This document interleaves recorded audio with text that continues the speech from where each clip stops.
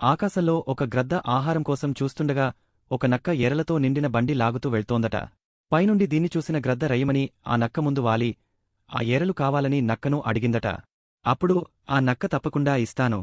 కాని కొంత వెల అవుతుంది అన్నదట.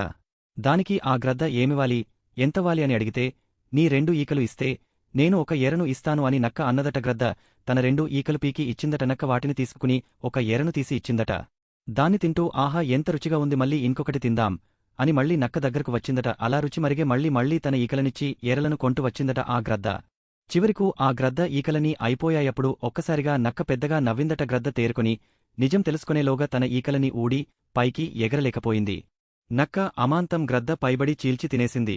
విచక్షణ కోల్పోయి శక్తినంతా అమ్ముకుని దేవుడిచ్చిన ఎగిరే శక్తిని కోల్పోయి చివరకు ప్రాణాలు విడిచింది ఆ గ్రద్ద. సరిగా మన జీవితంలో కూడా మనల్ని ఆకర్షించి ప్రలోభపెట్టి మనకు తాత్కాలిక ఆనందాన్ని, ఆహ్లాదాన్ని ఇచ్చే విషయాలే మన పాలిట విషప్రాయాలై మన జీవితాలను విషాదంలో ముంచేస్తాయి. ఆకర్షణల ప్రలోభాల కారణంగా మన దృష్టి మరల్చబడుతుంది. మనిషి యొక్క లక్ష్యాన్ని, ఏకాగ్రతను భగ్నం చేసే పరిస్థితులు, ప్రలోభాలు అడుగడుగునా ఎదురవుతూనే ఉంటాయి. ఒక వ్యక్తి తన ముందున్న లక్ష్యాన్ని సాధించే ప్రయత్నంలో ఆకర్షణలు, ప్రలోభాల రూపంలో ఎదురవుతుంటాయి, ఎదుర్కొని తీరాల్సి వస్తుంది.